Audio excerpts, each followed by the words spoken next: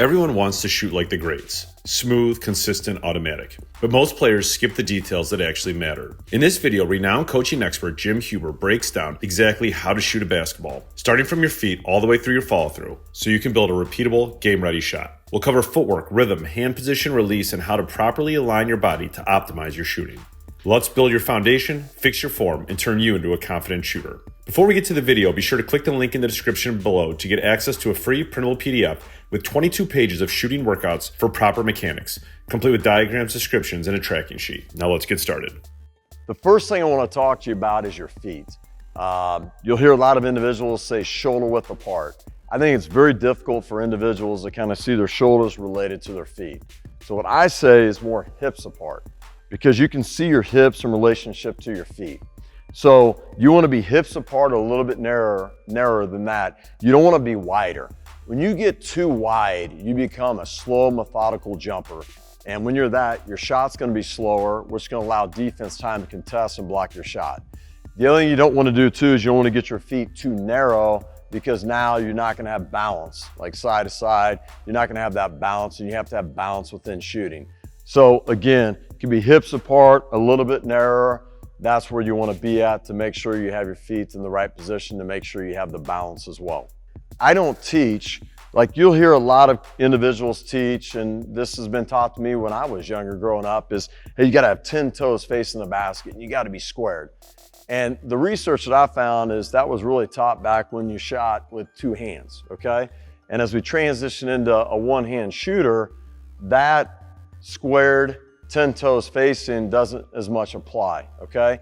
The other thing is this, is if you are an individual that does have 10 toes and square your shoulders, take your shooting arm, I'm a lefty, above your shooting knee and bring it up in a straight line. What you'll notice, majority of individuals will have it to where my elbow is out. If I have the ball in my palm, it's not underneath the ball. So if I want my elbow to be in alignment with the ball, notice what happens to my palm. It's facing what? To the right. And when you want to be a great shooter, you want to make sure you're shooting straight. You don't miss right, left. So if I have to try to get my palm straight, I got to tense up. And if you tense up and have tension when you're shooting, you're not going to be an effective shooter, okay?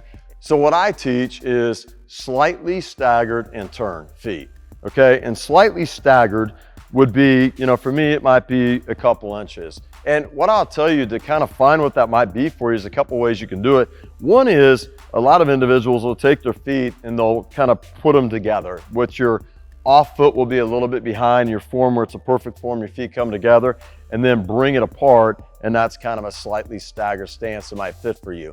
You got to find out what's most comfortable for you, but what I'll tell you is don't get too staggered, because then you're going to get off balance. But slightly staggering it will get more balance in you from being 10 toes of going forward and backwards within your shot. The biggest thing that I tell individuals is this: your lead shoulder, or your shoulder on your shooting arm, and this hip is one of the most important parts of your body when you're shooting.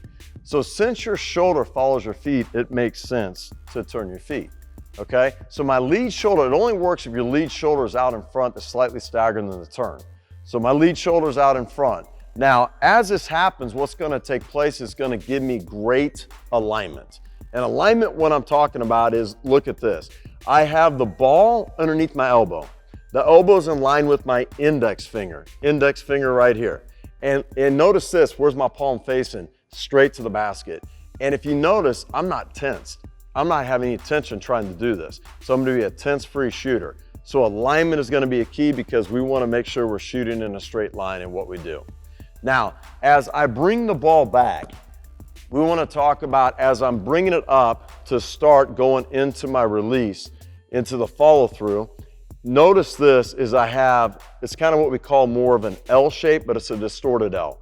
My forearm's going to be back behind my elbow. And if you think, I tell people, you don't have your elbow out in front of your, or your forearm out in front of your elbow, it almost be like you have a slingshot and you're barely pulling it back and you release it, the pebble's not going to go far. But if I pull that slingshot back and I release it, you're going to have more kind of power and strength to go some distance. We want to get some power and force within our arm here. And notice here, our wrist is cocked back. It's about 2 inches back, and it's back behind, again, the elbow and the forearm. and they talk about they got like a wrinkle in your wrist. Like when I come back, there's a little wrinkle in the wrist. But when I cock the wrist back, I want to make sure, again, I'm relaxed in getting my wrist cocked back. Some individuals get too uptight and rigid, and so again, they become attention shooter, and you don't want to be that. Tired of missing shots you know you should make? You don't need more reps, you need the right habits. Coach Jim Huber's been in the gym for over 20 years, working with D1 players, young athletes, and professionals. Now he's packed everything he knows into one complete step-by-step blueprint, the shooting and scoring system. This isn't another tips and tricks videos. It's the habit-based method that builds shooters from their feet through their form to their fearless follow-through. It includes over 100 drills taught at 14 progressive levels and hours of step-by-step video coaching that builds confidence, rhythm, and consistency. Whether you're a coach, parent, or player, if you want to develop the same habits taught in this video, you'll find them all inside the shooting and scoring system. Start training like a shooter today. See the link in the description below for more information. So now we're going to talk about the grip of your hand on the basketball, which is very important because some individuals, when they grip the basketball, they'll be maybe over to a side, not in the middle of the basketball, which forces the basketball to go to a side, not be a straight line shooter. So one of the things we want to consider is the middle of the basketball is the air hole. Now, if you think about your hand, if you have your hand and you have it going straight up in the air, you'll notice your three fingers, my middle finger, my ring finger, my pinky finger are going a little bit to this side. The straightest finger that I have pointing up is my index finger. Okay, that's the straightest finger as you're shooting the basketball. That is really the last finger you want the basketball to come off of. Some people will come off the middle and the index, or maybe their middle, but if you can get it to be the index finger, that's gonna be great going in a straight line.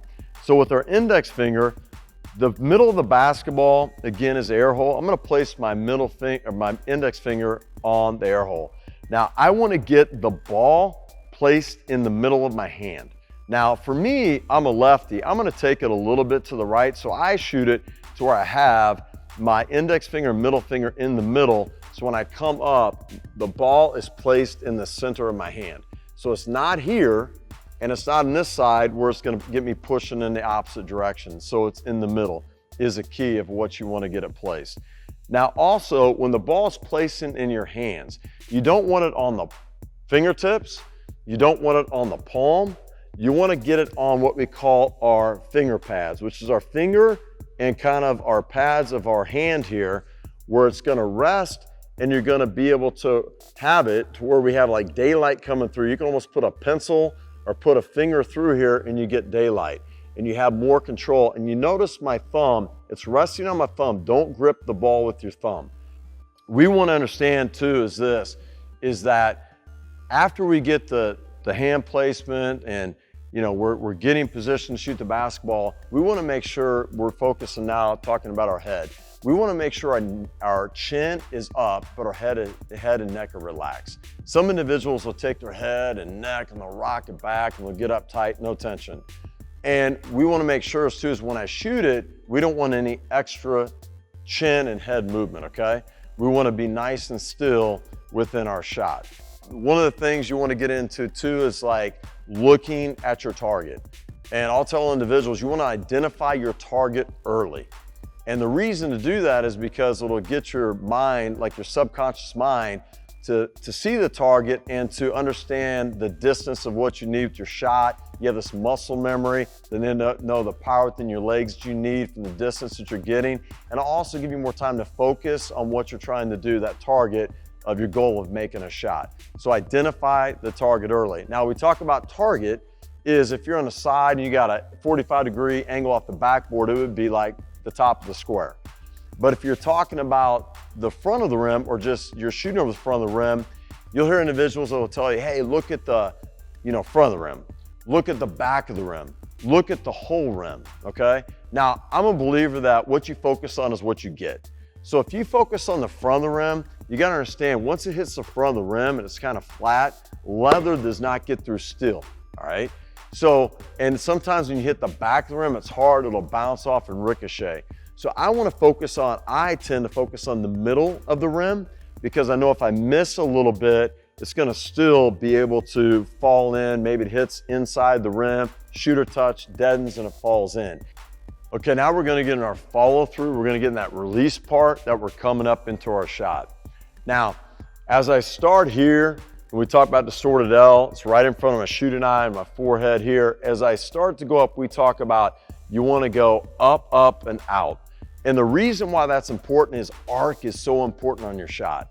If you get the proper arc, you're going to get a kind of a soft touch on your shot, and also you can control the distance. You're just going to be more consistent. And so it's very important that you're not shooting it like at the level of it. You're shooting it above for it to drop inside that rim into the net. And usually when you look at shooters, you watch really good ones, maybe at the free throw line. If you watch them shoot, the basketball, the arc of it will be almost at the top of the backboard. And a lot of times 3-point shooters, they're shooting it, they'll be almost, if they had a shot clock on top, the ball will be almost at the top of the shot clock. Now you can't watch that as a shooter. You might have somebody to the side of you watching to make sure you have the right arc. But what you can do is, as we talked about, we want to go up. I say up and out, but I always like to tell people up, up, and out. So making sure we're going up and getting the right elevation on our shot. But elbow above our eye is going to be a key. So that can be right there, an indicator for you. If you're here, you know you're flat. If you're here, elbow above your eye, you know you probably got pretty good arc on your shot with what you do. And as I come through, as my fall through, as I finish, I'm locking my elbow out, snap my wrist at the same time. You'll see individuals sometimes that will lock their elbow and then snap the wrist. Or you'll see, or some of them don't even snap the wrist. They'll be here open hand. You'll see individuals sometimes will snap the wrist and won't lock their elbow out. It'll be almost kind of like a snake or like an alligator arm right here. You want to, again, snap your wrist or lock your elbow out and snap your wrist over. And now what we talk about is we want to take our index finger, we take it through the rim, and we have our pinky up. And what I want to say on that is you look at Steph Curry, Kevin Durant, Diana Taurasi, Maya Moore, they all take their index finger through the rim, and what happens is their pinky goes up, and when that takes place, these fingers are up, this is down, and tendency what'll happen is it won't allow me to do this. If individuals don't do that and they come here, the tendency sometimes is just twisting their finish of their hand, and that'll get a side spin and a push in that opposite direction. Now, Michael Jordan back in the day, he used to do what they called the pinch. He would take his index finger and he would take it through and he'd pinch it right on his thumb right here. Some call it the OK sign, but it's here. And Kobe Bryant saw him doing that and noticed what he was doing it for, and then he started doing it. But what I want to tell you is this, either way, is just take that index finger, think about taking it through the rim, and you want to freeze your finish.